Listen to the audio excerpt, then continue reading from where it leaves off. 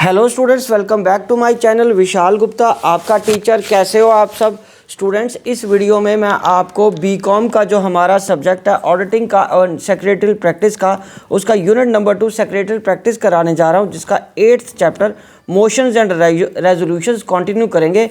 ये इसका part B है, मतलब पार्ट 2 है, और इस वीडियो के बाद इसका चैप्टर कंप्लीट हो जाएगा। चलिए आगे बढ़ते हैं। Power of the central government. इससे पहले कि मैं बच्चों ये टॉपिक आपको स्टार्ट कराऊं, मैं एक बार याद दिला देना चाहता हूं कि यदि आपने मेरे चैनल को सब्सक्राइब नहीं किया हुआ तो आप मेरे चैनल को सब्सक्राइब ज़रूर कर लीजिए।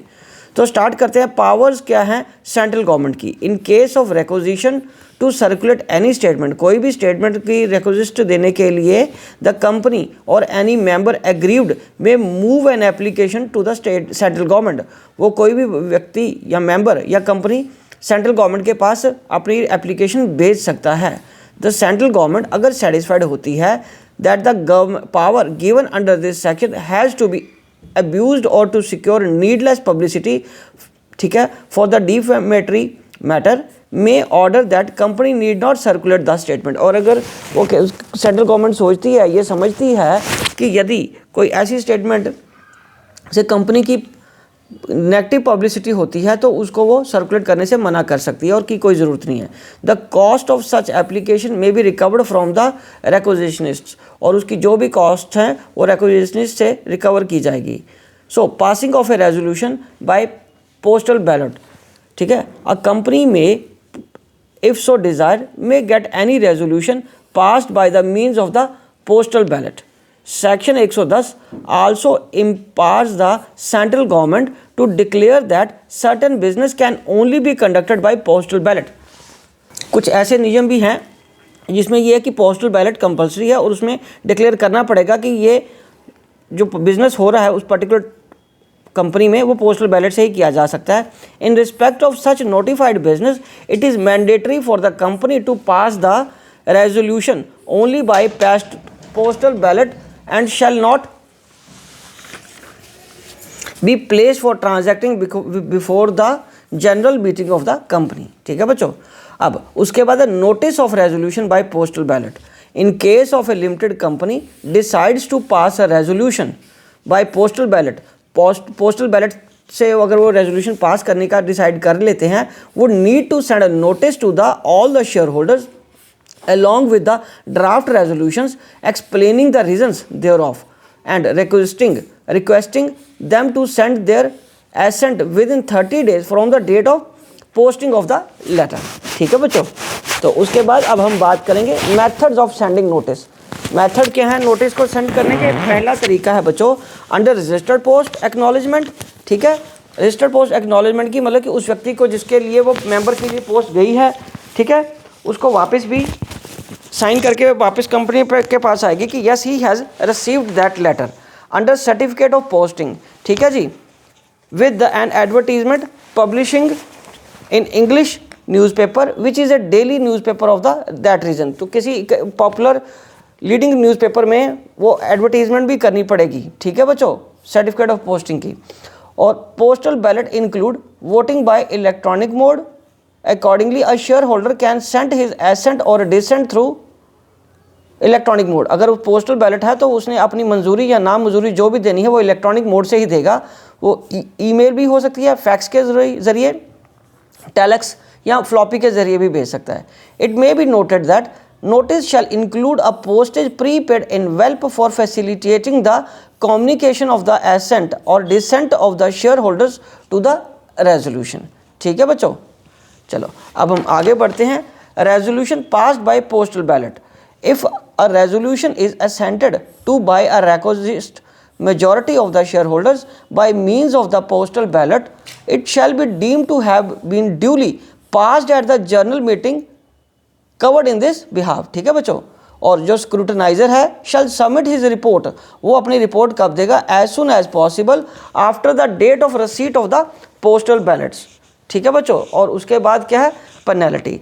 पेनल्टी किस चीज़ की बच्चों? इफ़ एनी पर्सन फ्रॉडुलेंटली डिफेसेस और डिस्ट्रॉयड द बैलेट पेपर्स और declaration of the identity of the share holder, such person shall be punishable, और उस पर्सन को पनिशमेंट मिलेगी with imprisonment for a term which may extend to 6 months और with fine और both. If default is made in complying with the provisions of the company, अगर कोई provisions of the company की कोई provision को comply नहीं किया जाता या उसको डिफॉल्ट किया जाता है, then every officer of the company who is in default shall be punishable with fine which may extend to 50,000 in respect of each such default. ठीक है बच्चों, चलो अब हम आगे बढ़ते हैं इसके नेक्स्ट टॉपिक की तरफ, वो है registration of certain resolutions and agreements. कौन से ऐसे रेजोल्यूशंस हैं या एग्रीमेंट्स हैं जिसको रजिस्टर्ड कराना पड़ता है? पहला है स्पेशल रेजोल्यूशंस, दूसरा है resolutions which have been agreed to by all the members on a subject which otherwise required a special resolution, तीसरा है any resolution on the appointment of MD, चौथा रेजोल्यूशन है resolution agreed by the members of any class of share holders on the subject which required to be pass by a resolution, और उसके बाद है all the resolutions and agreements which effectively bind members of any class of share holders even though not agreed by these members. ठीक है, चाहे उन पर नहीं एक्सेप्ट किए, मतलब वो सारे रेजोल्यूशन या एग्रीमेंट जो इफेक्टिवली बाइंड करते हैं मेंबर्स को any class of share holder, जिस पे वो कोई एग्री है या नहीं है, उस पे को भी रजिस्ट्रेशन करानी पड़ती है। Resolution authorising the director of the company to sell an asset to borrow the money, resolution approving the appointment of sole selling agents, resolution require company को wound off voluntarily wound off करने के लिए भी resolution pass करना जो होता है वो रजिस्टर्ड कराना पड़ता है। ठीक है बच्चों, तो अब हम आगे बढ़ते हैं इसके नेक्स्ट पॉइंट की तरफ। इसका जो नेक्स्ट टॉपिक है वो है registrar's discretion to refuse registration. Registrar of companies के पास डिस्क्रिशन होती है कि उसको रिफ्यूज़ करे या ना करे रजिस्टर करने के लिए। ठीक है, ordinarily the registrar has no authority to inquire into the validity of the meeting. वो ऑर्डिनरली क्या होता है कि रजिस्ट्रार के पास ऐसी कोई अथॉरिटी नहीं होती कि वो इंक्वायर कर सके किसी भी कंपनी मीटिंग की वैलिडिटी को and the resolution pass on it, और उसमें क्या रेजोल्यूशन पास किया है कंपनी ने। But even so his rule is not merely that of A mechanical agent. तो इसका मतलब यह हुआ कि उसका जो रोल है वो सिर्फ एक मैकेनिकल एजेंट का ही रोल नहीं है। ठीक है, रोल ROLE, ठीक है, role receives to receive the document with one hand and to file them on the other on the occasion may have to exercise his discretion। मतलब उसका काम सिर्फ एक एजेंट की तरह नहीं रह गया कि एक हाथ से फाइल ली और दूसरे में उसको बांध के रख लिया। ठीक है, कई बार वो अपनी डिस्क्रिशन भी यूज़ कर सकता है। Accordingly where resolution containing matters in violating of the law are filed he may refuse registration. ठीक है, वो उस रजिस्ट्रेशन की को रिफ्यूज़ भी कर सकता है जहाँ पे लॉ वायलेट हुआ है। Resolution and agreements to be printed or type written and certified by the officer of the company shall be filed within 30 days of the passing of the resolution or the making of the agreement। ठीक है बच्चों, in case of the non-compliance every officer of the company who is in default shall be fined, उसको fine लगेगा 1 लाख से लेके 5 लाख रुपए तक का, और company shall be punishable with a fine of rupees 5 lakh to 25 lakhs। ठीक है बच्चों, चलो अब हम आगे बढ़ते हैं drafting of the resolution. So बच्चों इसमें क्या आ रहा है, द फॉलोइंग गाइडलाइंस को फॉलो करना पड़ेगा ड्राफ्ट करने के लिए। It is advisable to start resolution with the word resolved in case of general meeting. The word ordinary or special in the resolution itself will obviate the inquiry from the registrar of the company's company law board etc. with whom the resolution is passed। And तीसरा, relevant provisions of the companies that should be stated, the time from which the resolution will become effective। If the resolution requires approval, confirmation of the law board or central government, it must be so stated in the resolution। The fact that the resolution shall if affect the existing articles of the or the memorandum of association। और उसके बाद है resolution must contain reference to the relevant persons, documents etc। Resolution should be confined to one subject only। Lengthy resolution may be divided into paragraphs। ठीक है बच्चों, तो बच्चों ये तो टॉपिक्स कंप्लीट हो गए। अब इसका चैप्टर का लास्ट टॉपिक है वो रह गया है, वो है difference between motions and resolution. वो इंपॉर्टेंट है, वो मैं आपको करा देता हूँ। ठीक है बच्चों, तो इस पे आप फोकस रखिए ज़रा। ये रहा इसका डिफरेंस, ठीक है जी। तो ये डिफरेंस यहाँ से हम करते हैं मोशंस और रेजोल्यूशन का डिफरेंस, ठीक है बच्चों। Is it visible to you? Give मी।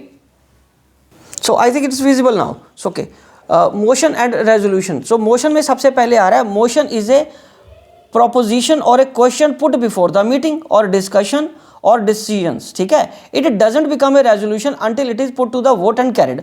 मतलब मोशन एक तरह से वो क्वेश्चन है या एक प्रपोजिशन है, प्रपोजल है जो अभी एक्सेप्ट नहीं हुआ, और रेजोल्यूशन इज ए डिसीजन, जो मोशन का जो डिसीजन बना है वो क्या बन जाएगा, रेजोल्यूशन बन जाएगा, ठीक है, जो भी मीटिंग में प्लेस किया गया है। It is a final outcome of the motion which is carried.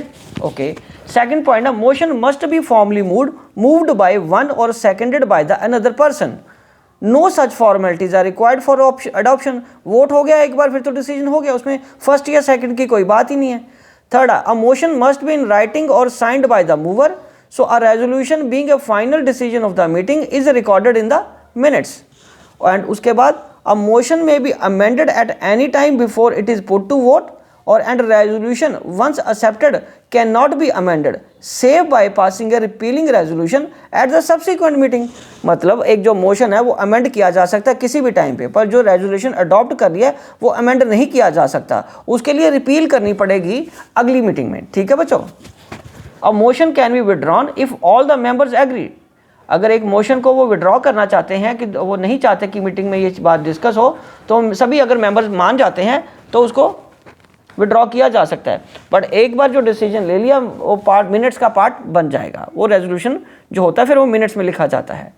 There are 3 types of motions. वो मेनली कौन से हैं? मेन ऑप्शन, फॉर्मल ऑप्शन और सब्सटेंटिव मोशंस। और रेजोल्यूशन 2 तरह के, ऑर्डिनरी और special resolutions passed at the general meetings. और लास्ट पॉइंट है क्या बच्चों? वो है a motion initiates decision on the agenda item and A resolution includes decision on the agenda items. ठीक है बच्चों, तो स्टूडेंट्स इसी के साथ ये चैप्टर कंप्लीट होता है। मैं इस वीडियो को यहीं कंप्लीट करता हूँ, कंक्लूड करता हूँ। आई होप कि आपको अच्छे से समझ आ गया होगा। आप इसी तरह मेरे चैनल को देख के, वीडियोस देख के अपना कोर्स कंप्लीट करते रहिए। बाकी इसके बाद लास्ट चैप्टर रह गया है इस यूनिट्स का, सेकेंड यूनिट का, सेक्रेटरियल प्रैक्टिस का। उसके बाद ये सारा कोर्स कंप्लीट हो जाएगा। आप मेरे चैनल को सब्सक्राइब कर लीजिए और प्लेलिस्ट में जाके ऑडिटिंग वाली प्लेलिस्ट में सारा कोर्स अवेलेबल है, यूनिट ए ऑडिटिंग का और यूनिट बी सेक्रेटरियल प्रैक्टिस का। Wishing you good luck, happy learning.